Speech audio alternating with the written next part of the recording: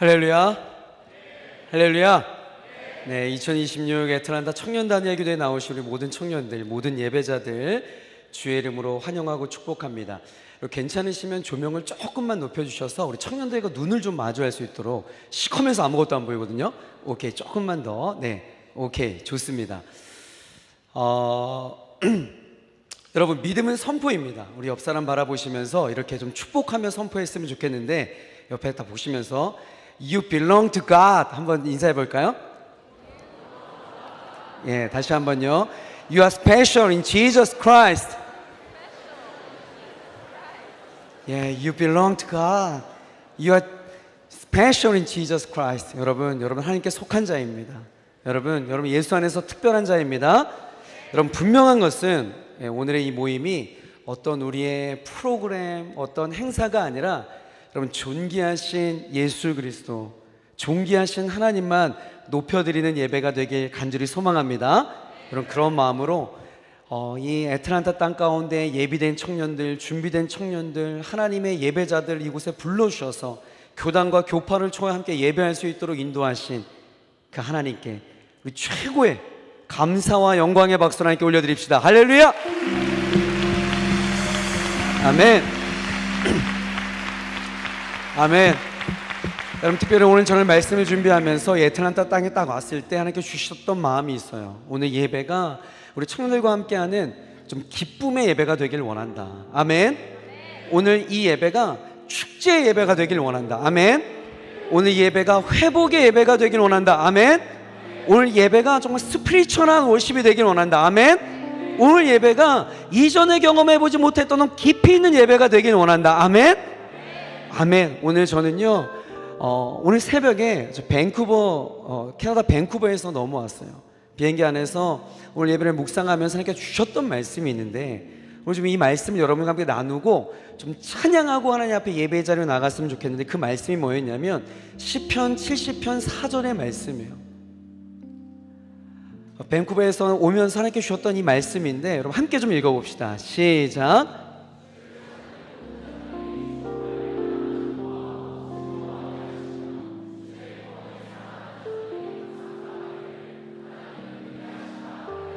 아멘. 하나님, 이 애틀란타 땅에 주를 찾는 우리 모든 청년들의 마음 가운데 눌리고 상하고 찢기고 이 디프레션 됐던 모든 마음들이 정말 기쁨과 회복의 자리가 될 수 있도록 더하여 주시옵소서. 그리고 여러분 마침내 오늘 예배가 끝나고 나서 여러분들이 주님 앞에 고백되어질 메시지, 우리 삼위일체 하나님, 그분은 위대하신 하나님이십니다. 아멘. 이러한 고백이 되길 원합니다. 우리 믿음의 고백을 담아서 우리 이 찬양, 주를 찾는 모든 자들이 이 찬양 하나님께 좀 마음껏 올려드리며 우리 기쁨의 영으로 하나님 앞에 예배했으면 좋겠습니다. 함께 찬양합니다.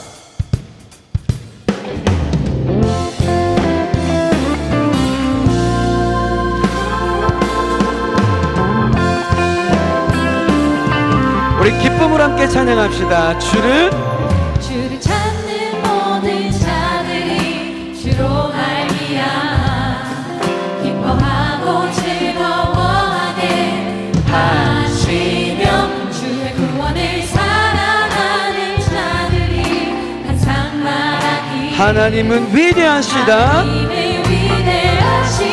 우리 다시 한번 기쁨으로 나갑시다. 주를 찾는 모든 자들이 주로 말미암아 기뻐하고 즐거워하게 하시며 주의 구원을 사랑하는 자들이 항상 말하기를 아멘. 하나님을 위대하시다. 주는 나의 도움, 주는 나의 도움 나를 건지시니 아멘.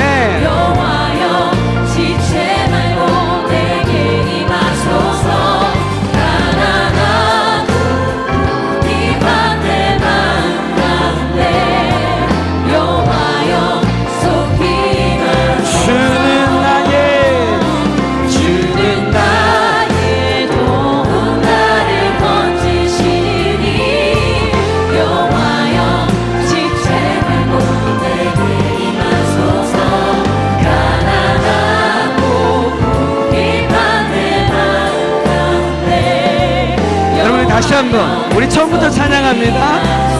주를 찾는 아멘. 주를 찾는 모든 자들이 주로만 우리 함께 우리 작정하면 이렇게 기뻐하며 예배합시다. 아멘. 하시며 주의 구원을 사랑하는 자들이 항상 바라기를 하나님을 위대하시라. 우리 선포합니다. 주는 나의 도움 나를 건지시니 여호와여 지체 말고 내게 임하소서. 가난하고 비판의 맘 가운데 여호와여 속히 임하소서. 여호와여. 속히 우리 마지막으로 여호와여. 속히 임하소서.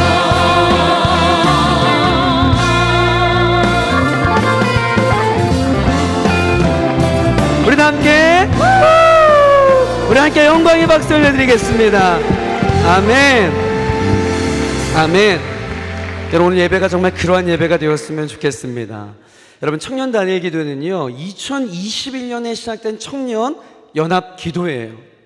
한국교회 청년들의 연합 예배였던 이 청년 다니엘 기도회를 하나님께서 그 지경을 넓혀주셔서 이 대한민국을 뛰어넘어 이제는 열방의 청년들과 함께 예배하는 글로벌한 기도회가 되었습니다.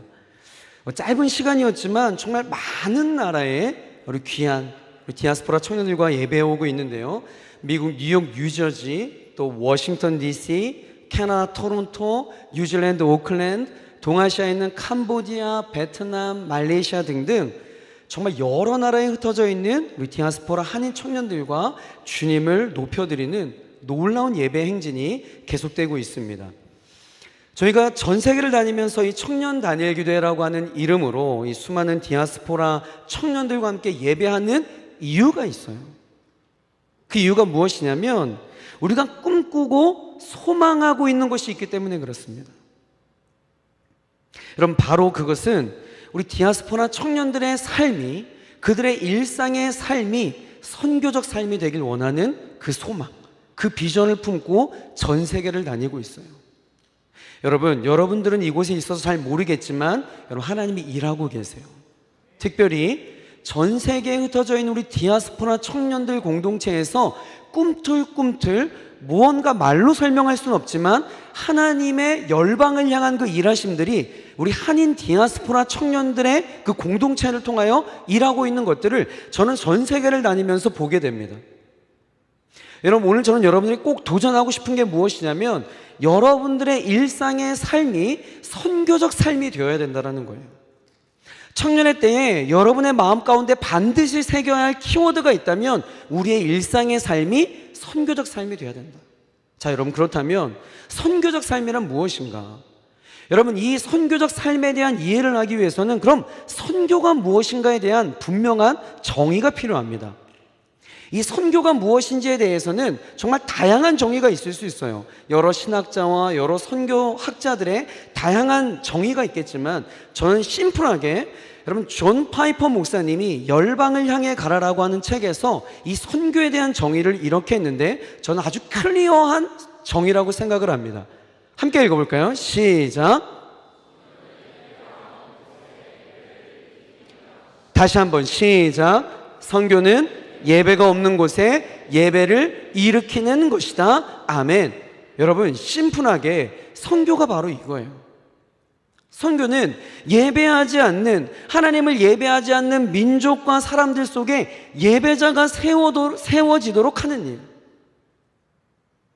따라서 여러분, 선교적인 삶이라고 하는 것은 아주 명확한 삶의 애티튜드입니다. 예배가 없는 지역에, 예배가 없는 민족에, 여러분 좀 더 좁게 예배가 없는 그 공동체에, 예배가 없는 그 직장 속에, 예배가 없는 그 캠퍼스에, 예배가 없는 여러분의 가정 가운데 여러분이 들어가서 예배를 일으키는 거예요. 그 공동체가 하나님을 인정하는 공동체가 되도록 여러분 예배하는 삶을 살아가는 것입니다. 이것이 바로 하나님께서 한인 디아스포라 청년 여러분들에게 요구하시는 선교적인 삶의 자세라고 하는 거예요. 여러분, 그 이유 때문에 여러분이 지금 이 애틀란타에 있음을 믿으시길 바랍니다. 여러분, 이건 아주 중요한 이야기예요. 왜냐하면 이것은 여러분의 정체성과 관련된 것이기 때문에 그렇습니다. 여러분, 정체성이 뭐예요? 정체성? 나는 누구인가? 나는 무엇을 위해 존재하는가? 나는 무엇을 위해 살아가야 하는가? 이와 같은 인생의 근본적인 질문들, 이 질문의 해답이 이 정체성으로부터 말미암아요. 그렇기 때문에 여러분, 청년의 시즌 때 선교적인 삶을 살아가기 위해서는 여러분, 나의 정체성이 무엇인가를 하나님의 말씀을 통하여서 여러분, 우리 가슴 가운데 새겨야 된다는 거예요. 저는 해외에 살고 있는 많은 디아스포라 청년들과 교제할 기회가 있었습니다. 그들이 사는 나라는 달라요. 사는 도시는 다릅니다. 그러나 그들이 가지고 있는 공통점이 있어요. 여러분, 제가 지난주에 뉴욕 맨하튼에 있다 왔습니다. 그곳에 있는 한 형제를 만났어요. 이렇게 이야기합니다. 목사님, 제가 지금 세계의 중심인 맨하튼에 살고 있어요. 모든 사람들이 저를 부러워하는데 저는 제가 왜 이곳에 살아가야 되는지 그 이유를 모르겠어요. 말레이시아 쿠알라룸푸르에 있는 한 자매가 이렇게 이야기합니다. 목사님, 제가 누군지 모르겠어요. 왜 한국이 아니라 제가 여기에 살고 있는지 해석이 안 돼요. 뉴질랜드 오클랜드에 있는 한 청년이 이렇게 고백합니다. 목사님, 저는 한국 사람도 아니에요. 그렇다고 저는 뉴질랜드 사람도 아닙니다. 도대체 나의 진짜 모습이 무엇인지 너무 혼란스러워요. 여러분, 이게 뭐예요? 정체성. 여러분, 혹시 여러분도 그런 생각 한 적 있지 않나요? 내가 왜 여기 살고 있지? 내가 왜 서울이 아닌 왜 애틀란타 땅에 살고 있는 것이지? 어떤 때는 내가 선택해서 온 것이 아니라 그냥 흘러오다 보니까 여기까지 와 있는 것 같은 그런 정말 의미 없음, 내 인생의 의미 없음 때문에 여러분 낭망한 적 있지 않으세요? 이처럼 내가 누구인지에 대한 분명한 정체성이 세워져 있지 않으면 여러분, 삶의 모든 것이 흔들리게 돼요. 여러분, 저도 마찬가지입니다. 지금 목사라고 하는 신분으로 스피커의 입장으로 여기 서 있는데 제가 만약에 내가 왜 목사인 거지? 여러분, 여기에 대한 분명한 정체성이 없다면 여러분, nothing, 아무것도 아니에요. 청년 여러분, 이 시대는요, 정체성 혼란의 시대입니다. 하나님이 만드신 있는 그대로의 나의 있는 모습대로 살아가는 것을 방해하는 요소들이 너무나 많이 있어요. 과도한 경쟁 속에서 생기는 상처와 결핍들이 우리의 정체성을 왜곡시켜 버립니다. 값싼 도파민을 자극하는 수많은 컨텐츠들, 외모지상주의, 물질 문명 등등 셀 수 없이 많은 가짜 기준들 속에서 청년들은 자신의 정체성을 잃어버리고 있어요. 그런데다가 여러분들은 더욱이 낯선 나라에서 외국인이라고 하는 불안정한 신분으로 살아가고 있어요. 그렇기 때문에 여러분은 정체성 혼란은 더 깊어질 수밖에 없는 환경이라고요. 여러분, 이 정체성은요, 내가 누구인가라는 질문에 대한 답을 넘어서요. 여러분, 정체성은요, 내가 어디서 왔는지에 대한 존재론적 질문에 대한 답을 줍니다. 정체성은 앞으로 내가 어디로 가야 하는지에 대한 목적론적 방향을 제시해줘요. 정체성은 내가 이 땅에서 무엇이 진짜 가치인지에 대한 가치관을 세워줍니다. 이게 정체성이에요. 그래서 하나님을 알지 못하는 사람들은 이 질문에 대한 답을 찾기 위해서 철학을 찾아요. 인문학을 찾습니다. 다른 종교를 찾아요. 자연의 질서를 연구하고 과학을 붙잡습니다. 어떤 사람들은요, 자기의 진짜 모습을 찾기 위해서 돈을 붙잡아요. 명예를 추구합니다. 다른 것들을 의지해요. 그런데 여러분 아시잖아요. 그런 것으로는 나의 진짜 모습을 찾을 수 없다는 것을 여러분들 알잖아요. 그렇게 해서는 진짜 나를 찾을 수가 없어요. 여러분에게 물어볼게요. 여러분을 가장 잘 아시는 분이 누굴까요? 마음? 여러분을 가장 잘 알고 있는 분이 누굴까요? 감사합니다. 여러분 혹시 뭐 속상한 일 있으세요? 여러분 제가 이걸 여러분 저 화난 거 아니에요? 제가 막 지금 이야기하는 게 주변 사람 목소리 화 좀 내지 마세요. I'm not angry. 저 화난 거 아니에요. I'm just passionate. 예, 아주 그냥 패션이 열정이에요, 열정. 화난 거 아니에요. 오해하지 마세요. I'm not angry. 다시 한번 물을게요, 여러분. 여러분을 가장 잘 알고 있는 분이 누구세요? 하나님이에요. 여러분 이거 어려운 질문이 아닙니다. 왜냐하면 나를 지으신 분이니까. 그분이 나를 만드셨으니까. 그분이 나의 창조주이시니까. 그분이 나에 대해서 나조차도 알지 못하는데 하나님은 그분은 나를 알고 계신다고요. 그렇기 때문에 여러분 나를 발견하기 위해서는 그분께 가까이 가야 되는 거예요. 하나님께 가까이 가면요 내가 하나님을 알게 됩니다. 그러면요 자연적으로 뭘 알게 되냐면 하나님에 대해서 알게 되면 내가 누구인지에 대해서 그분을 통해 알게 되는 거예요. 그렇기 때문에 여러분 다시 말씀드립니다. 삶의 시작은 내가 누구인지 아는 것에서부터 시작이 돼요.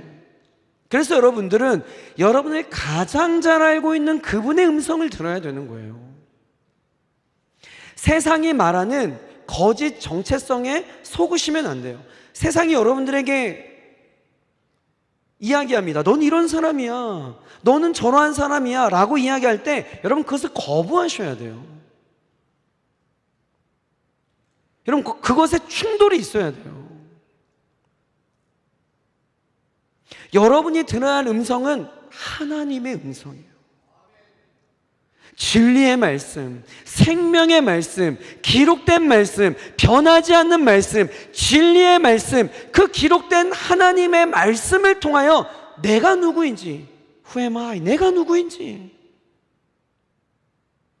세상은 나에게 넌 이런 사람이야, 넌 저런 사람이야, 넌 이 정도밖에 되지 않아 라고 이야기할 때 No. 하나님이 나에게 무엇이라 말씀하시는지 성경 말씀을 통해 여러분들이 발견하셔야 된다는 거예요. 그래서 저는 오늘 여러분들과 함께 성경 말씀이 여러분들을 무엇이나 여기시는지, 하나님께서 이 시대에 이 애틀란타 땅에 살고 있는 여러분들을 누구라 여기시는지 성경에서 이야기하고 있는 두 가지의 정체성을 함께 나누어 보려고 합니다. 첫 번째가 무엇이냐면, 여러분 이 사람들을 혹시 알고 있습니까? 자, 한번 보여주세요. 우리 이 사람 누구예요, 여러분? 옆집 아저씨 누구예요? 알고 있는 사람 있나요?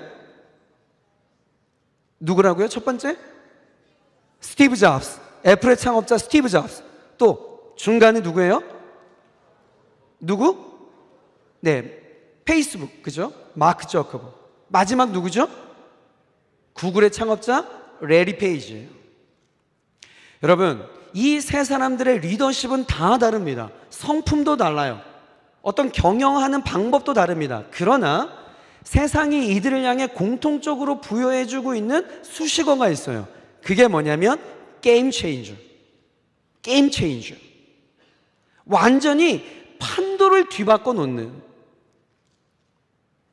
완전히 어떤 분야의 흐름과 판도를 뒤바꿔 놓는 역사적인 인물을 가리킬 때 게임 체인저. 실제로 여러분 이 사람들을 통해 우리가 살고 있는 생활 방식이 완전히 바뀌었습니다. 어떤 사람은 이렇게 이야기해요. 현대사는 애플, 페이스북, 구글 이전과 이후로 나뉜다. 그만큼 엄청난 영향력을 가진 사람이죠. 그러나 여러분 세상의 문명을 움직이는 게임 체인저가 있다면 여러분 영적인 세계를 움직이는 게임 체인저도 있다라는 거예요. 눈에 보이는 이 세상의 문명을 움직이는 어떠한 게임 체인저가 있지만 진짜로 이 세상을 움직이는, 어두워져가는 이 시대의 흐름을 바꾸고 정말 하나님의 역사를 써내려가는 하나님의 사람들이 있는데, 이들이 누구냐면 성경에서 이들을 누구라 이야기하냐면 렘넌트, 남은 자라고 이야기를 하고 있어요. 렘넌트. 그렇다면 여러분, 성경에서 말하고 있는 이 렘넌트, 남은 자가 무엇인지 좀 더 이야기를 나눠봅시다. 여러분, 렘넌트, 이 남은 자는요, 이 용어는 성경에서 정말 중요한 키워드 중에 하나입니다. 구약 창세기부터 시작해서 신약 요한계시록에 이르기까지 성경을 관통하고 있는 중요한 신학적 용어가 무엇이냐면 바로 렘넌트, 남은 자. 렘넌트는요, 다 무너져가는 것처럼 보이는 이 시대에도 하나님께서 의도적으로 남겨두셔서 하나님의 역사를 이어가게 하시는 사람들을 렘넌트라고 이야기해요. 다시 한번요, 이 정의가 너무 중요해요. 렘넌트는 다 무너져가는 이 세상 속에서, 여러분 구약 성경에 보면, 신약 성경에 보면 그때마다 위기였어요. 한 번도 평안했던 적이 없습니다. 늘 위기였어요. 늘 말살하고 이야기합니다. 그런데 다 무너져 같이 보이는 시대에도 하나님께서 의도적으로 남겨두셔서 하나님의 역사를 써내려가게 하는 사람들이 있었는데, 그들을 성경에서 누구라고 이야기한다? 렘넌트, 남은 자라고 이야기하고 있다는 겁니다. 이와 같은 남은 자의 개념을 가장 잘 설명해주고 있는 말씀이 뭐냐면, 우리가 오늘 함께 읽었던 로마서 11장 4절과 5절의 말씀이에요. 자, 우리 그 개념을 가지고 우리 다시 한번 읽어볼게요. 오케이? 자, 시작.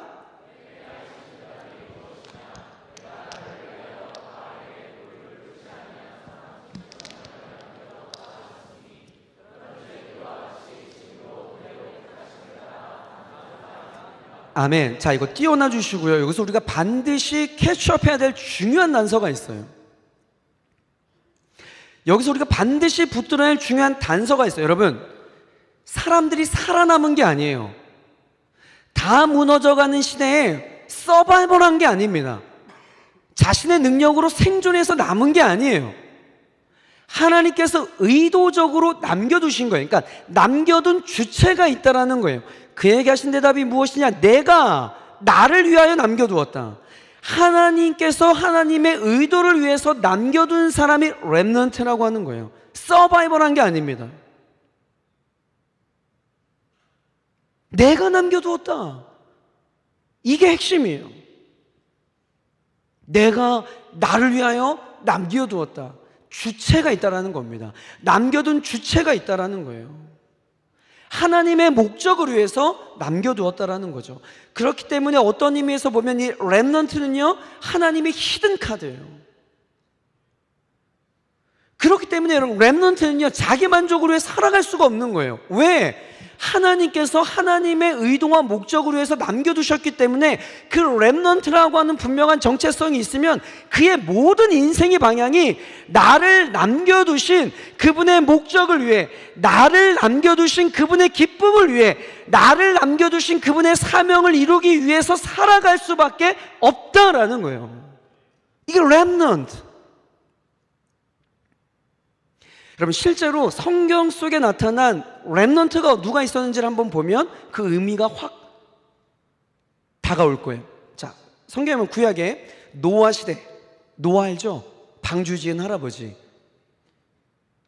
몰라요? 노아 알죠? 네, 그러면 좀 반응을 좀, 오케이? 화난 거 I'm not angry. 자꾸 화를 내서 죄송해요. 화난 거 아니에요. passion. 오케이?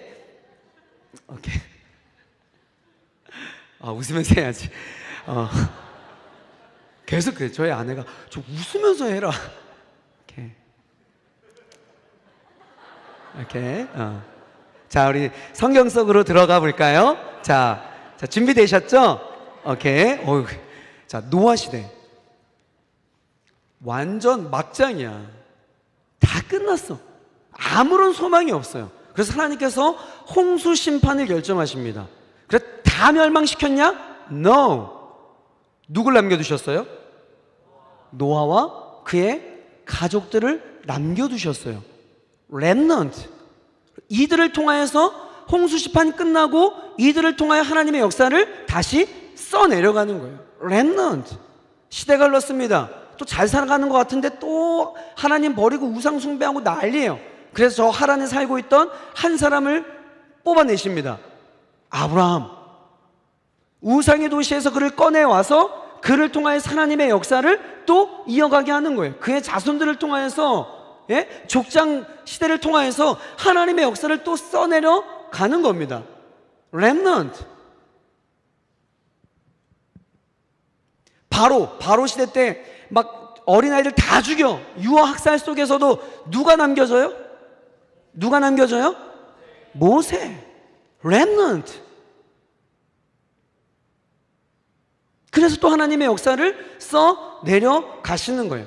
자, 좀 더 확 점프해 봅시다. 엘리야 시대에 어떻습니까? 모든 사람들이요, 이스라엘 백성들이 눈에 보이지 하나님, 안 믿어 나. No! 하나님 없어. 그래서 눈에 보이는 우상들 다 섬기고 있을 때 엘리야가 하나님 앞에 뭐라고 이야기하냐면, 하나님 보십시오. 다 떠났습니다. 저 혼자 남았어요. 다 떠났다고요. 망했습니다. 무슨 여기서 선한 것이 있겠어요. 하나님 이제 끝났어요 라고 할 때 하나님께서 말씀하신 게 무엇이냐면 그 배경이 바로 오늘 로마서 11장 4절 말씀이에요. 다시 한번 읽어볼까요? 자, 시작.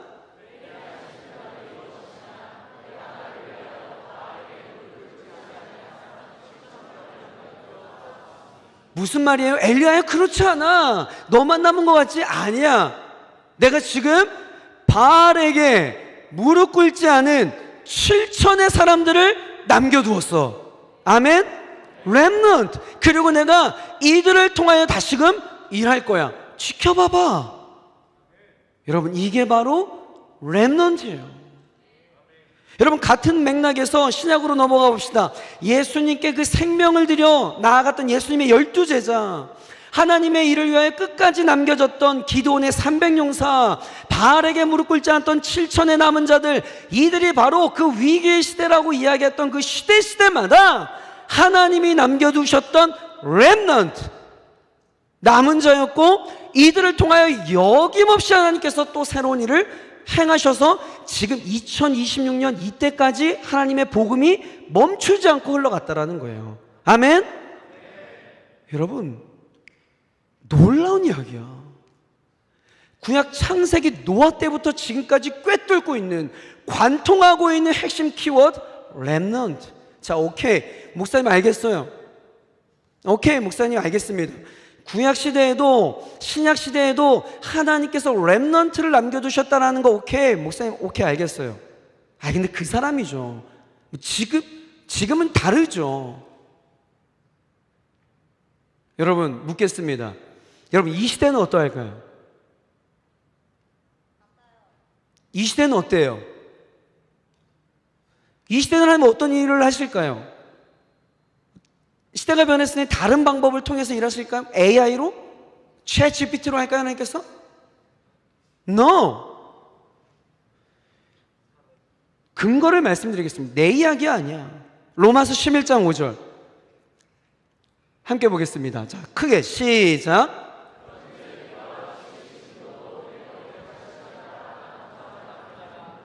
아멘. 여러분, 잘 이거 떼어놔 보세요. 여러분, 가장 중요한 질문은 뭐냐면, 그럼 이 시대에도 하나님의 거룩한 계보를 이어가기 위한 남은 자가 있느냐라는 질문입니다. 그래서 로마서 11장 5절에 뭐라고 이야기하냐면, 그런즉 이와 같이 뭐라고요? 지금도 은혜로 택하심을 따라 남은 자가 있느니라. 아멘? 아멘? 여러분, 하나님의 말씀이에요. 기록된 하나님의 말씀입니다. 여러분, 지금도 여전히 하나님은 살아계세요. 아니, 그냥 살아계신 게 아니라 한국 표현으로 어떻게 살아계시다고 이야기하냐면 시퍼렇게 살아계십니다. 시퍼렇게 살아계신 하나님께서 지금도 여전히 동일한 방법으로 지금도 이와 같이 은혜를 따라 남은 자 렘넌트가 있느니라. 아멘? 그래서 저는 확신합니다. 오늘 이 예배 자리에 나오신 여러분들이, 이 애틀란 땅에 남아있는 여러분들이 하나님의 히든 카드인, 하나님께서 의도적으로 남겨두신 렘넌트임을, 남은 자임을 여러분 믿으시길 바랍니다. 여러분, 이 정체성을 가지고 있어야 된다고요. 여러분들이 이 시대 가운데 바알에게 무릎 꿇지 않은 7천의 사람임을 믿으시길 바랍니다.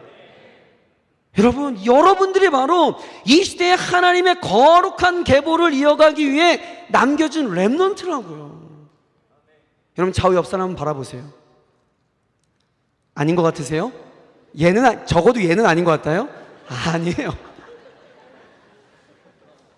목사님, 다른 사람 모르겠는데 얘는 아닌 것 같습니다. 옆 사람 축복합시다. 당신이 이 시대의 렘넌트입니다. 아멘. 여러분, 이 정체성을 가지고 있는 자와 그렇지 않은 자의 삶은요, 다를 수밖에 없어요. 여러분, 따라해 봅시다. I'm not here by accident. I'm sent by God. 여러분, 밴쿠버가 아니에요. I'm God's remnant in Atlanta. I'm God's remnant in Atlanta. 여러분, 옆 사람 보면서 다시 한번 인사합시다. 당신은 이 시대의 남은 자입니다. 하나님께서 남겨두신 남은 자입니다. 사랑하는 청년 여러분, 이것이 하나님께서 여러분에게 허락하여 주신, 부여해 주신 정체성임을 믿으시길 바랍니다.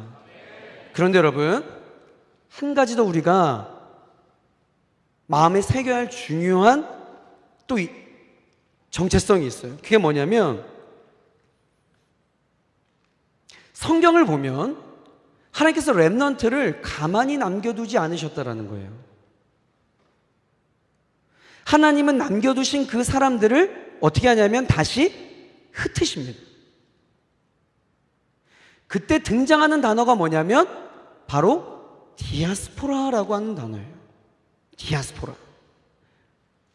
사도행전을 보면 스데반 순교 이후에 예루살렘 교회에 엄청난 핍박과 박해가 일어납니다. 그때 모습을 성경이 뭐라고 증언을 하냐면 사도행전 8장 1절 함께 볼게요. 자, 시작. 그날에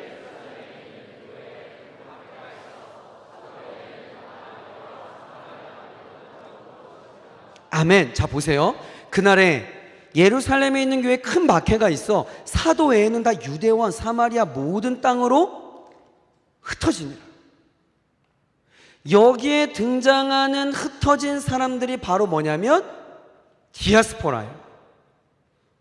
여러분, 디아스포라라고 하는 말은 원래 농사 용어입니다. 농업 용어.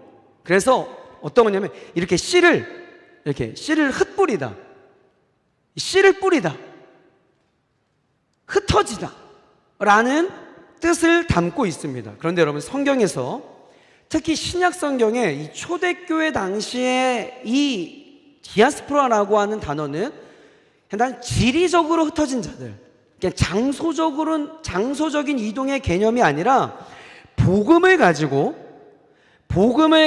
세상 곳곳으로 파송된 하나님의 백성들을 뜻하는 의미로 확대되어졌어요. 자, 여러분 보세요. 겉으로 보면 예루살렘 교회 상황 완전히 실패한 겁니다. 완전히 망했어요. 교회가 깨졌어. 사람들이 흩어졌습니다. 망한 거예요. 그런데 여러분, 하나님의 반전이 여기에서부터 시작이 돼요. 성경은 이렇게 기록합니다. 사도행전 8장 4절. 자, 함께 읽어볼게요. 시작. 그 흩어진 사람들이 두루다니며 뭘 전한다고요? 복음의 말씀을 전하기 시작합니다. 또 이렇게 기록해요. 사도행전 11장 19절 20절. 시작.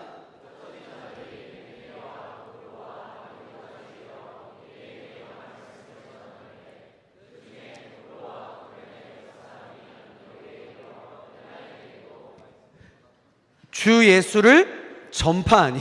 가장 중요한 걸 넘겼네요. 헬라인에게도 말하여 뭐라고요? 주 예수를. 자, 여러분, 지금 무슨 일이 일어난 겁니까?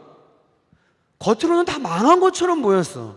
실패한 것처럼 보였어요. 그런데 하나님은 그것을 통하여서 복음 확장의 통로로 사용하시더라는 거예요. 하나님은 흩어진 사람들을 통하여 복음을 전 세계로 퍼뜨리기 시작하셨던 겁니다. 여기에서부터 진정한 의미의 디아스포라가 시작이 되는 거죠. 여러분 잘 알고 있는 독일의 신학자인 본 회퍼가 성도의 공동생활이라고 하는 책에서 기독교를 이렇게 정의하는데, 와우, 놀라운 정의예요. 함께 읽어보겠습니다. 시작. 기독교란, 다시 한번 시작. 기독교란 하나님의 뜻에 따라 온 땅의 모든 나라의 씨앗처럼, 와, 경이로운 정의입니다. 여러분, 크리스찬의 아이덴티티는요, 하나님의 사람의 아이덴티티는 정착이 아니야. 여기가 좋사오니 여기서 여러분, 우리의 아이덴티티는 뭐냐면요, 흩어지는 거예요. 온 땅의 모든 나라의 씨앗처럼 흩어지는 백성. 이처럼 초대교회에 흩어짐은 저주가 아니었어요. 실패가 아니었다고요. 오히려 복음을 전 세계로 확장시키는 하나님의 전략적인 심김이었어요. 다시요, 멸망이 아니라 하나님의 전략적인 의도가 있는 심김, 이게 바로 디아스포라. 그럼 정리해 볼게요. 렘넌트는 하나님의 나라를 위해 남겨진 사람이라고 했습니다. 그리고 디아스포라는 하나님의 나라를 위해 흩어 심겨진 사람이라고 이야기했어요. 여러분, 민들레 아시죠? 애틀란타에도 민들레가 있나요? 예. 와, 근데 벚꽃이 벌써 폈어요. 너무. 여러분, 민들레 보세요. 민들레 옷이 보면 저거 있잖아요. 어릴 때 장난 많이 치잖아요. 후 불면 어떻게 돼요? 이 낙하선처럼 막 쫙 퍼지잖아요. 여러분, 그 씨앗은 자신의 의지로 날아간 게 아니에요. 엄밀히 말하면 바람에 의해서 밀려간 겁니다. 날아간 거예요. 겉으로 보면 뽑혀서 나가서 끝난 것처럼 보입니다. 그런데 여러분, 아시잖아요. 그 씨앗이 멀리 날아가 또 그 떨어진 자리에서 다시금 놀라운 생명의 꽃을 피워요. 여러분, 바로 그 복음의 씨앗. 전 여러분들에게 이 한 문장을 꼭 말해주고 싶어요. 여러분, 여러분들은 그냥 흩어진 게 아니에요. 여러분은 그냥 의미 없이 여기 떠밀려 온 게 아닙니다. You are planted. You are planted. 그럼 심겨진 거예요. 여러분, 흩어진 게 아닙니다. 그냥 이렇게 흩뿌려진 게 아니에요. No, you are planted. 하나님의 전략적인 심김이에요. 이게 디아스포라예요. 이게 여러분의 정체성이에요. 여러분, 주변의 사람들이 여러분을 향해 무엇이라고 부르던가요? 아시아인? 이민 2세? 한국인? 여러분, 여러분의 정체성이 뭐예요? 여러분이 미국 애틀란타에 있는 이유가 단순히 부모님의 선택일까요? 그냥 유학 와 보니까 그냥 어떻게 남겨진 것 같아요? 그냥 어떻게 떠밀려 온 것 같습니까? 그냥 이민 때문에 온 것 같아요? 겉으로 보면 그럴 수 있어요. 겉으로 보면. 그러나 여러분, 하나님의 시각으로 보면 여러분을 하나님께서 이 땅 가운데 히든 카드로 남겨두셨고, 그리고 이곳에 흩어서 심어 놓으신 거예요. 아멘? 여러분, 단순히 이민자의 자녀가 아닙니다. 단순히 유학생이 아니라고요. 하나님의 전략적인 심김, 히든 카드, 이 땅을 위한 여러분 하나님 복음의 씨앗인 줄 믿으시길 바랍니다. 저는 설교를 준비하면서 하나의 이미지가 떠올랐어요. 여러분, 미국의 콜로라도 사막에 가보면 정말 거북이 등껍질처럼 쫙쫙 갈라진 그런 사막이 있습니다. 1년 내내 비가 오지 않아서 어떤 생명도 살 수 없는 저주의 땅이에요. 황무지입니다. 죽음의 땅이에요. 그런데 여러분, 어느 날 이 사막 가운데 어떠한 일인지 모르겠지만 여러분 놀라운 일이 생기게 돼요. 바람에 날라온 작은 씨앗들이 그 거북이 등껍질처럼 쫙쫙 갈라진 사망의 땅, 죽음의 땅, 흑암의 땅에 심겨졌을 때 여러분 어떻게 되는 줄 아세요? 저렇게 변하는 거예요.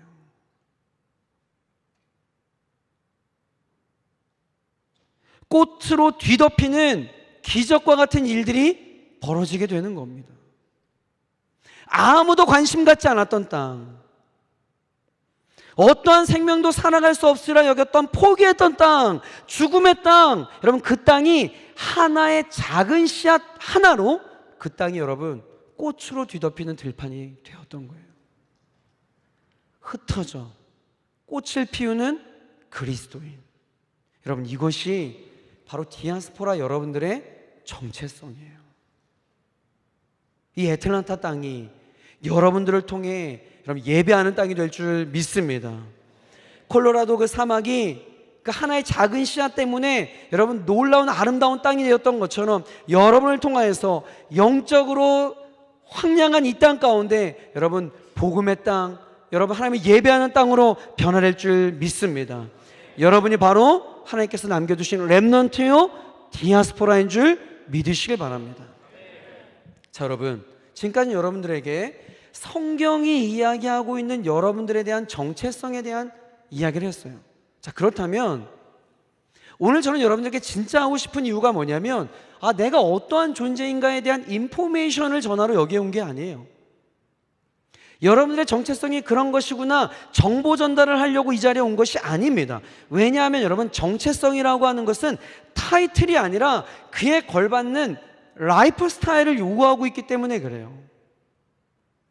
다시 말해 이 렘넌트라고 하는 정체성은요 명함이 아닙니다.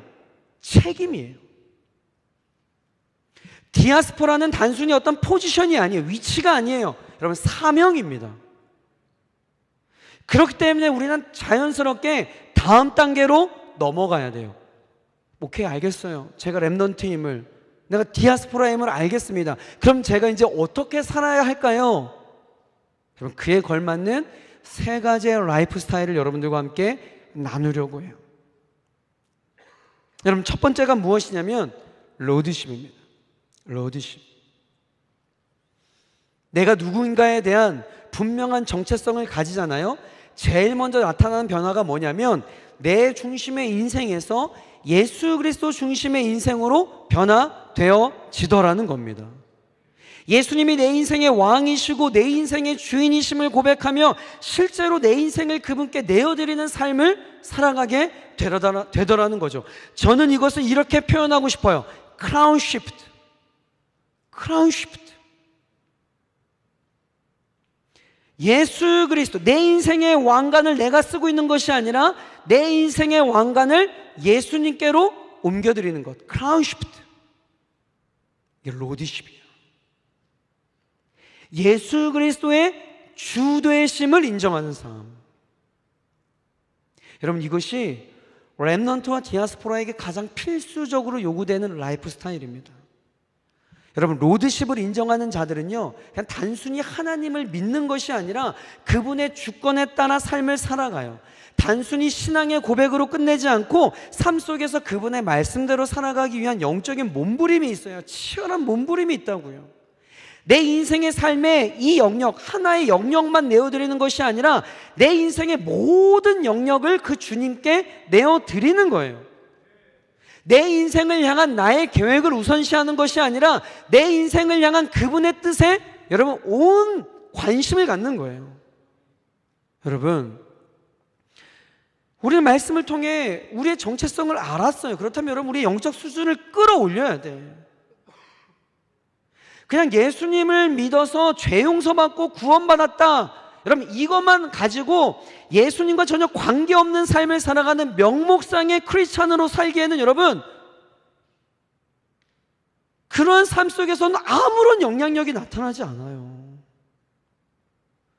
내가 예수님을 믿어 그걸 통해서 구원받았어. 이 사실만 알고 여러분의 일상의 삶에서 예수님을 나의 주인으로 인정하는 삶의 태도가 없다면 그 삶 가운데 아무런 영향력이 없다고. 영적 수준을 끌어올리셔야 돼요. 여러분 분명히 해야 됩니다. 여러분 제자 훈련할 때 이 말씀 암송하죠. 로마서 10장 9절. 내가 만일 내 입으로 예수를 주로 시인하며 또 하나님께서 그를 죽은 자 가운데 살리신 것을 내 마음에 믿으면 구원을 받으리라. 죽도록 암송해요.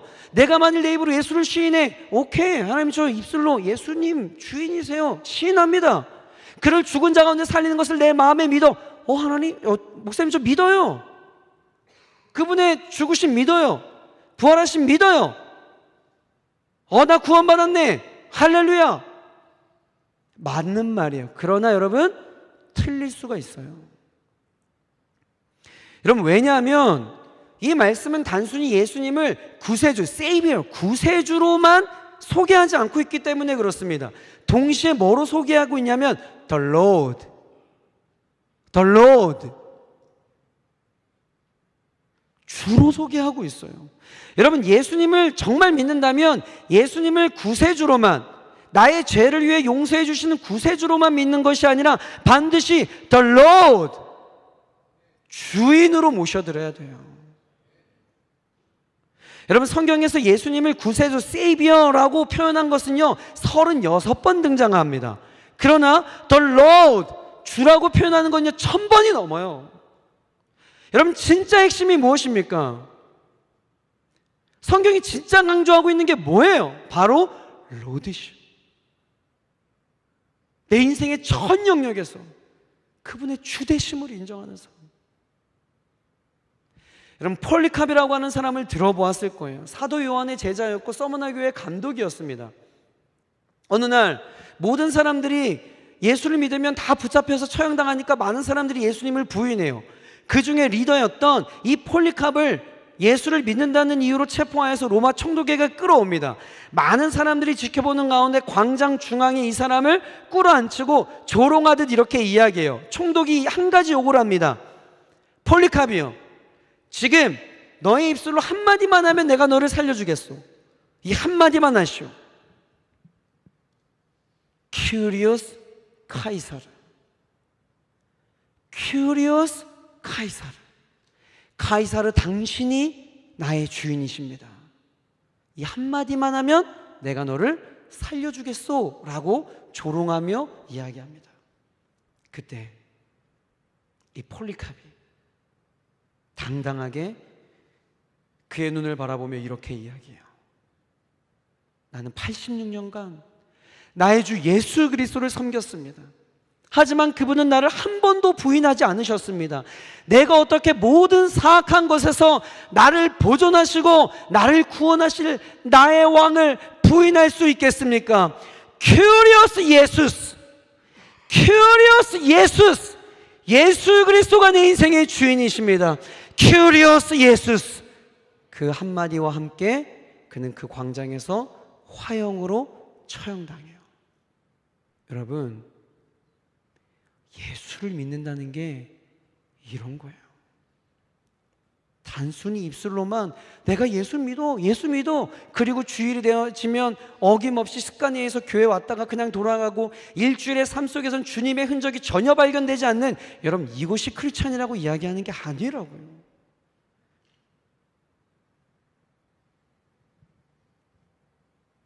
여러분 예수님을 믿는다는 건요 내 인생의 주인으로 그분을 모셔드리고 내 인생의 핸들을 그분께 내어 맡기는 거예요.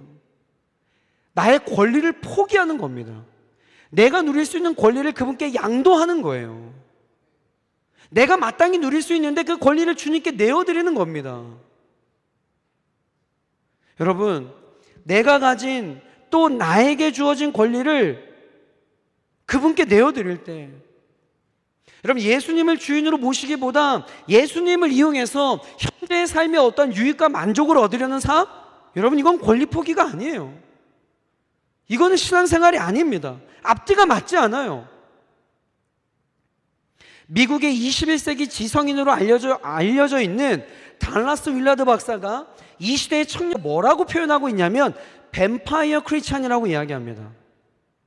뱀파이어 크리스찬. 여러분, 뱀파이어가 뭐에 관심이 있죠? 그럼 뱀파이어는 오직 피만 먹으면 돼요. 피만 있으면 그의 온 관심은 피야.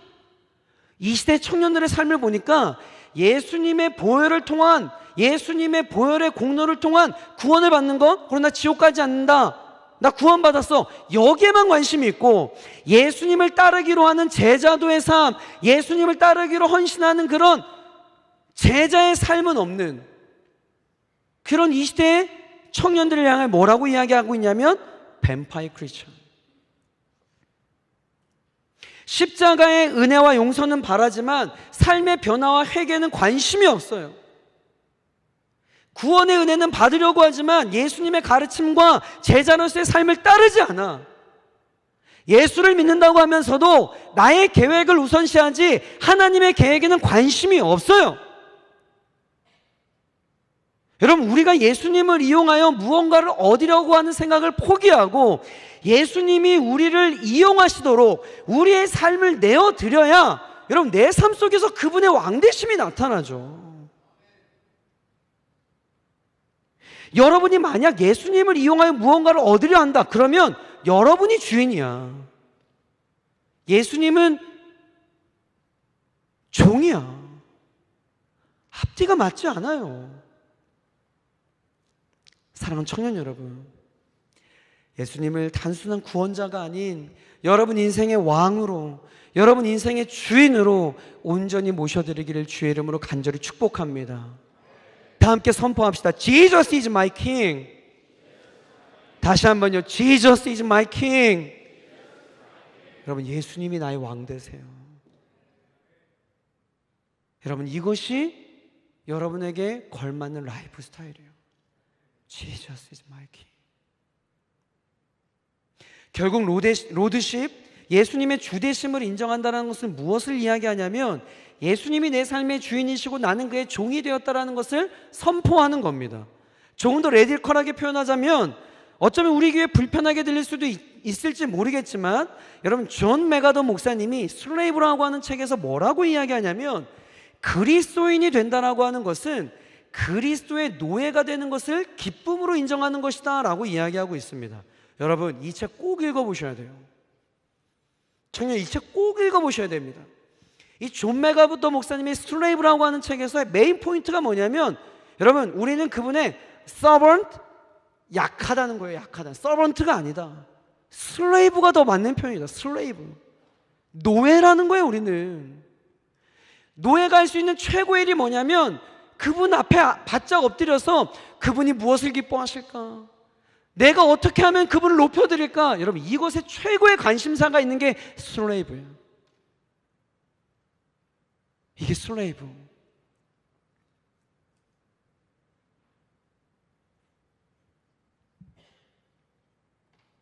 여러분, 복음이 이야기하는 구원의 핵심이 무엇입니까?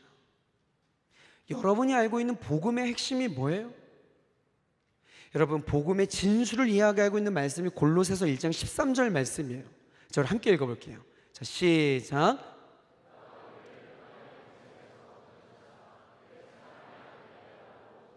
아멘. 여러분, 이 말씀 띄어나봐 주세요. 그가 우리를 흑암의 권세에서 건져내사 그의 사랑의 아들의 나라로 옮기셨다라고 말씀하고 있습니다. 여러분, 구원은요, 내가 예수 믿어서 그냥 자유하게 된 게 아니에요. 그래서 내가 나 자유 얻었네, 나 자유, 할렐루야, 아멘, 난 이제 프리해. 맞는 말이지만 틀린 말이에요. 여러분, 구원이라고 하는 게 무엇이냐면 예수 믿기 이전에는 흑암의 나라의 권세에 있었습니다. 그래서 사탄 마귀의 통치 아래 있었던 거예요. 그의 통치를 받고 결국은 사망과 죽음에 이를 수밖에 없었던 존재가 예수 믿기 전에 우리의 상태였어요. 그런데 복음이 무엇이냐면, 구원이 무엇이냐면 이 나라의 통치를 받고 있던 그가 우리를 흑암의 나라에서 건지셔서 사랑의 아들의 나라로, 하나님의 나라로 옮겨주신 거예요. 그래서 여기에서 우리는 누구의 통치를 받고 살아가냐면 우리의 왕 대신 하나님의 통치를 받는 삶, 그리스도의 통치를 받는 삶. 여러분, 자유해진 게 아닙니다. 여러분, 우리가 자유해진 게 아니에요. 결론적으로는 우리가 하나님의 통치를 받기 때문에 나타난 현상이 자유함이지 이것 자체가 자유함이 아니라고요. 이전에는 사탄마귀의 통치를 받았는데 그가 우리를 흑암의 권세에서 건져내서 사랑의 아들의 나라로 옮겨 그분의 통치를 받는 삶. 여러분, 이게 구원이라는 거예요. 이게 구원. 그렇기 때문에 여러분, 우리는 어떤 존재예요? 그의 통치를 받는 그의 슬레이브. 이게 우리의 정체성이에요. 둘 중에 하나입니다, 여러분. 이곳에서 흑암의 통치를 받던가 아니면 이곳에서 하나님의 통치를 받던가, 두 가지예요. 누구의 슬레이브를 할 것인가, 누구의 서번트를 할 것인가. 여러분 잘 알고 있는 이 빌 브라이트 박사가, 사형리로 잘 알려져 있는 이 빌 브라이트 박사가 제시한 자기중심적인 삶과 그리스도인 중심적인 삶을 비교해서 나타낸 그림입니다. 세 가지의 라이프 스타일이 있어요. 맨 왼쪽의 삶을 보면 여러분, 십자가는 예수님이십니다. 저 사람 모양을 한 거는 나예요. 그리고 의자는 내 삶의 중심, 보좌입니다. 여러분, 첫 번째 그림을 보면 예수님 우리 밖에 있어요. 예수님을 믿지 않아요. 불신자입니다. 내추럴 퍼슨이에요. 자연인간이에요. 내추럴 퍼슨. 보세요. 모든 삶의 일들이 그냥 목적 없이 둥둥 떠다닙니다. 삶의 중심에 다리 꼬고 내가 앉아있는 거예요. 예수님, no touch my life. 예수님과 전혀 상관없는 삶을 내추럴 퍼슨. 소망이 없어요. 어디에 있는 사람이냐면 여기 흑암의 통치받고 있는 내추럴 퍼슨. 여러분, 두 번째, 육신에 속한 비그리스도인이라고 불러요. 중간에 있는 그림을 뭐라고 이야기를 하냐면 육신에 속한 그리스도인이라고 이야기합니다. 카널 크리스천, 육신에 속한 그리스도인. 자, 예수님이 내 안에 들어오긴 했어요. 예수님 받아들이긴 해. 근데 내 삶의 보좌에 누가 앉아 있어요? 여전히 누가 앉아 있어요? 내가 앉아 있어. 예수님을 내 마음속에 모셨는데 여전히 내 삶의 중심에 내가 앉아 있어요. 카널 크리스천, 육신에 속한 그리스도인이라고 한국에서는 가리키고 있어요. 그런데 여러분, no! 여러분, 잘못됐어요. 여러분, 어떻게 두 번째 그림이 형성될 수 있겠어요? 아니, 예수님이 내 마음에 들어오셨는데 어떻게 내 삶의 보좌에 내가 앉아있을 수 있겠냐고요. 여러분, 이것은 육신에 속한 그리스도인? No! 아니에요. 그리스도인이 아닙니다. 내 삶의 보좌에 내가 앉아있는데 어떻게 그리스도인이에요? 잘못 가르쳤어요. 여러분, 우리에게 있는 유일한 크리스찬의 정의는 세 번째 그림밖에 없어요. 예수님이 내 마음에 들어오시잖아요. 그럼 그분을 내 삶의 보좌에 두고 나는 그분 앞에 납작 엎드려 주님 영광 받으소서, 주님 존귀와 찬양을 받아주소서 라고 납작 엎드려 나의 삶의 모든 중심이 그리스도께 향하는 그 삶. 여러분, 이것만이 크리스찬이에요.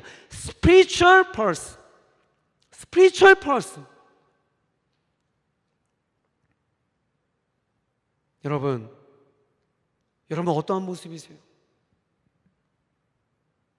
내 삶의 보좌에 내가 앉아있는 자는 모든 게 나예요. 내 비전, 내 꿈, 내 가정, 내 진로, 내 건강, 내 취미, 내 직업, 내 성공, 내 명예, 모든 게 나입니다. 이게 세상이 여러분들에게 계속적으로 넣어주려고 하는 장체성이에요. 너의 삶이 너 거야. 즐겨. 무슨 소리야. 즐겨. 너 삶의 주인은 너야. Bravo your life. 너의 삶 즐겨. 여러분, 속으시면 안 돼요. 속으시면 안 돼요. 우리가 들어야 할 메시지는 그게 아니에요. 우리 인생의 중심은 예수 그리스도예요. 여러분, 정말 믿겠습니다. 여러분 정말 예수님 믿으세요? 여러분, 예수님 믿으세요? 여러분, 그러면 납작 엎드리셔야 돼요. 이게 세 번째 여러분의 라이프 스타일인 워십이에요. 설교자의 황태자라고 불리우는 스펄전 목사님이 이런 이야기를 했습니다. 뭐라고 이야기하냐면, 한번 보여주시겠어요? 누가 나더러 황금 면류관을 쓰고 한 나라의 제왕이 되라고 말한다면 나는 그에게 이렇게 대답할 것입니다. 그렇게 사소한 일을 위해 애쓸 시간이 없다고 말입니다. 나는 한 나라를 다스리는 왕이 되기보다 왕이신 그리스도를 전하는 노예가 되겠습니다. 왕이신 그리스도를 전하는 노예가 되겠습니다. 여러분, 이게 여러분의 정체성이 돼야 돼요. 여러분, 이러한 믿음의 고백을 하잖아요. 그러면 무엇을 할 수 있냐면 그분 앞에 납작 엎드려요. 그게 무엇이냐? 예배예요. 예배. 여러분, 여러분의 정체성의 궁극적인 마지막 아웃풋이 뭐냐면 예배예요. 예배. 이것이 저와 여러분들이 이 시대의 남은 자요 디아스포라라고 부름받은 최종적인 목표, 워시퍼, 예배자. 예수님의 주되심을 인정하는 삶이 궁극적으로 어떤 모습으로? 예배자로 나타나야 되는 거예요. 여러분, 예배가 뭐예요? 한자로 보잖아요. 예도의 절배, 예를 갖춰 절하다는 뜻이에요. 샤하, 엎드려 절하다. 프로스퀴네오, 엎드려 입을 맞추다. 워십, 존재, 가치 있는 것에게 존경을 표한다. 여러분, 예배라고 하는 단어만 보아도 예배의 궁극적인 의미가 무엇이냐면 납작 엎드리는 겁니다. 납작 엎드리는 거예요. 그분 앞에. 이게 예배예요. 이게 우리의 궁극적인 라이프 스타일, 워시퍼. 그럼 제 인생 가운데 잊을 수 없는 예배가 있습니다. 제가 이게 전 세계를 다니면서 예배를 하고 있는데 작년에 에티오피아 아디스아바바라는 곳에서 예배를 했어요. 그런데 더운 나라잖아요. 뭐 이거보다 훨씬 한 3분의 1 정도 되는 예배당인 것 같아요. 전기가 왔다 들어왔다 꺼지고 막 이러니까 얼마나 더워요. 얼마나 더워요. 그런데 우리 이제 설교자인 이제 우리 팀들이 이제 가야 되는데 저희가 몇 시까지 가면 됩니까? 라고 물어봤더니 거기 관계자가 애매하게 대답을 하는 거예요. 그냥 좀 시간 맞춰 오세요라고 하는 거예요. 아니, 몇 시까지 가야 되는지 알려주셔야 저희가 갈 텐데 좀 호텔에 쉬시다가 시간 맞춰 오시래. 다시 물어봤어요. 제가 언제까지 가면 됩니까? 라고 했더니 그럼 때 되면 오시래. 그러니까 자꾸 물어보니까 짜증이 나는데 때 되면 오시래. 그래서 어느 때인지를 알아야 저희가 가죠. 언제 가면 됩니까? 또 이제 세 번째 물어봤어. 그럼 지금 오시든가요? 그러는 거예요. 전 왜 그런지 몰랐어요. 그러니까 가니까 알겠어. 우리가 갔거든요. 갔는데 지금 3시간째 예배하고 있는 거예요. 찬양하고 있는 거예요. 3시간째. 근데 조금 MSG 조금 쳐가지고 1m씩 뛰면서 찬양하는 거예요. 조금 못했다. 70cm? 오케이.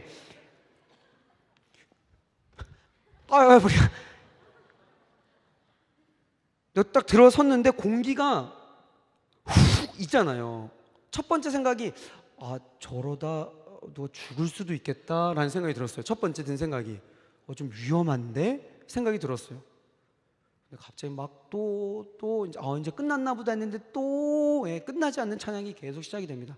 저는 이러다간 진짜 설교까지 갈 수가 없을지도 모르겠는데 라는 생각이 드는 거예요. 근데 충격적인 게 그중에 예배 인도자처럼 보이는 사람이 딱 올라오더니 갑자기 스탑!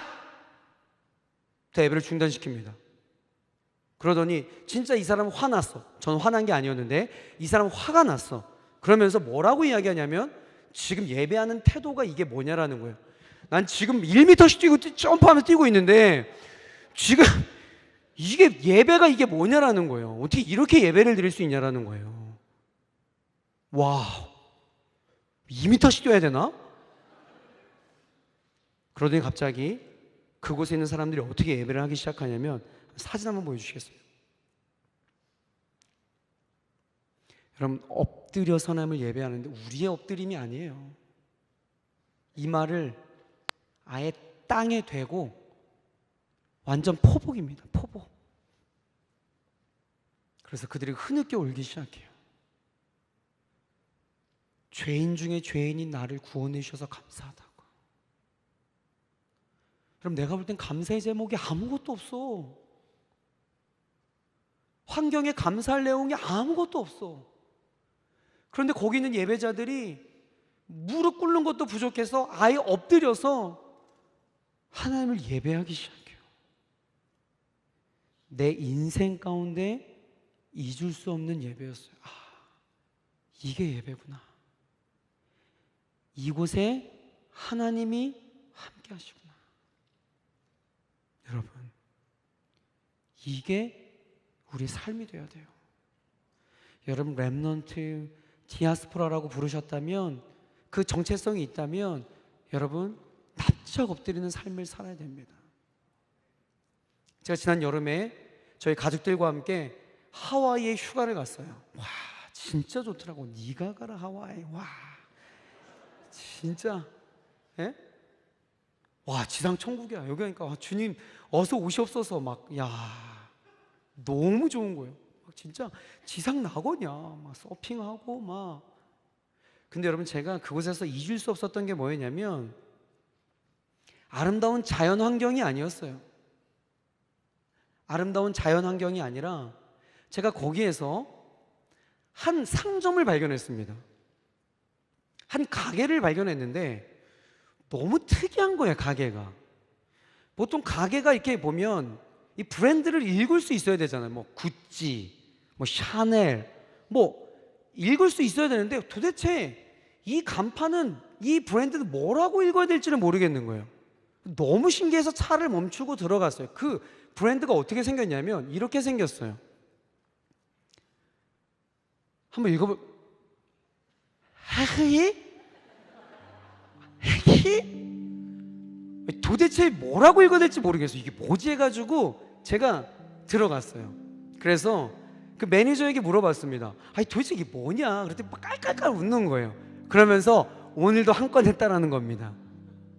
이 디자이너가 바로 그 목적을 가지고 이 디자인을 했대요. 이 궁금증을 가진 사람에게 이 의미가 무엇인지를 설명하기 위해서 이 디자인을 했다고 합니다. 여러분, 이 브랜드의 풀네임이 뭐냐면 He is greater than I. He is greater than I.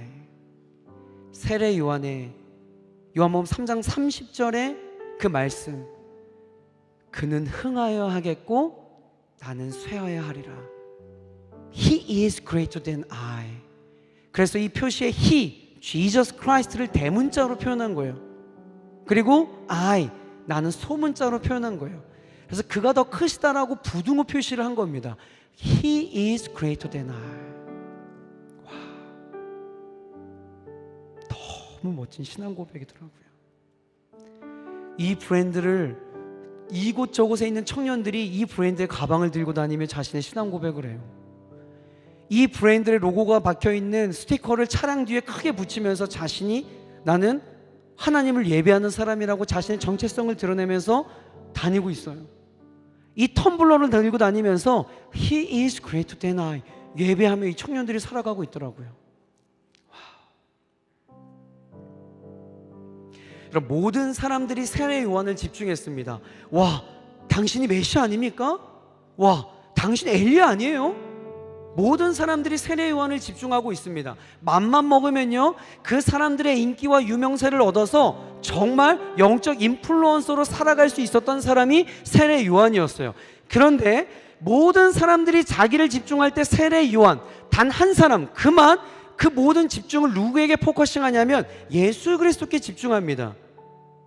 저기 봐, 세상 죄를 지고 갈 어린 양, 우리를 구원할 메시아가 저기 있어. 그러면서 모든 사람들이 예수님께로 다 갑니다. 세례 요한에게 집중했던 많은 사람들이, 그를 따랐던 수많은 팬들이 다 예수님께로 가요. 세례 요한의 제자들이 다급해서 선생님, 스승님 다 뺏기고 있어요. 지금 우리를 따라다녔던 많은 사람들이, 우리의 팔로워들이 다 저쪽으로 가고 있다고요. 좀 뭘 좀 해보세요 선생님. 그럴 때 세례 요한이 뭐라고 이야기하냐면 그는 흥하여 하겠고 나는 쇠하여 하리라. He is greater than I. He is greater than I. 여러분, 이게 예배자예요. 예배자. 이게 렘넌트예요. 이게 디아스포라예요. 여러분이 이 땅에 있는 이유가 바로 이것 때문이에요. 여러분이 있는 가정에서, 여러분이 소속된 캠퍼스에서, 여러분이 몸담고 있는 직장에서, 여러분이 살고 있는 이 애틀란타에서, 이 미국 땅에서 여러분이 외쳐야 될 고백, 서두에 이야기했던 하나님은 위대하시다. He is greater than I.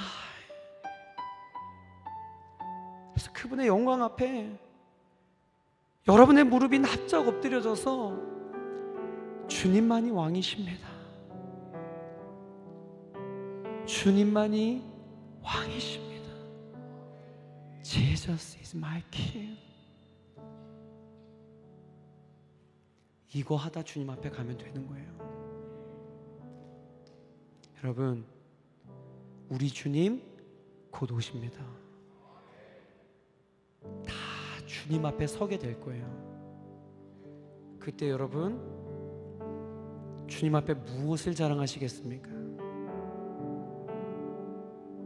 그 밝은 주님 앞에 섰을 때 여러분이 그렇게 애써왔던 커리어 아무런 의미가 없을 거예요. 여러분이 쫓고 있었던 명예와 쾌락과 돈 아무런 의미가 없을 겁니다. 딱 하나 남게 될 거예요. 예배. He is greater than I. 이번 애틀란타 청년단 얘기를 통하여서 다시금 여러분들의 무릎이 꿇어지길 주의 이름으로 간절히 축복합니다.